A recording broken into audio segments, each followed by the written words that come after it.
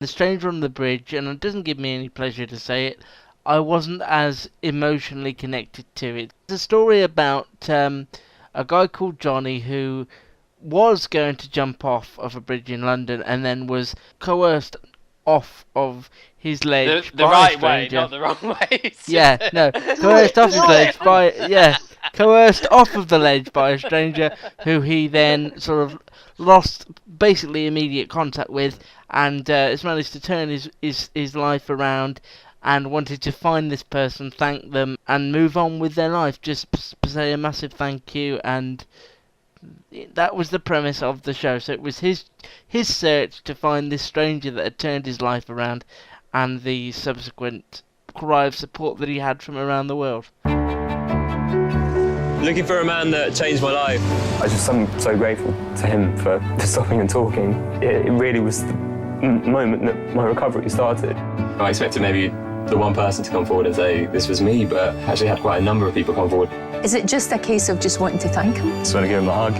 The trends map where the hashtag Find Mike is being used. Calls were just coming in all the time. This guy could be my Mike. That's definitely not Mike. This guy is potentially the man that I'm looking for. I'm petrified, to be honest. One of the most uplifting tales of our time, The Stranger on the Bridge.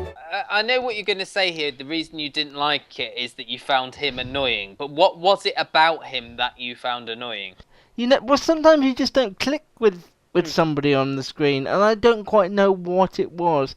I think the documentary set it up slightly poorly, in as much as we were straight in there as opposed to knowing a bit of backstory. Yeah. You understood why at the end why they did that, because there was a moment where you went, oh, okay.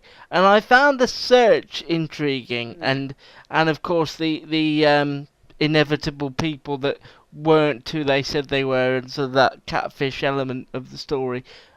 But I just didn't Gotta work in a bit of catfish. What I would say was that I felt like for the first couple of minutes, I felt in a similar way to you, like, why aren't they telling us this? Why aren't they telling us more before we sort of just go straight into clips of Johnny on the various breakfast shows and the radio shows that he went on?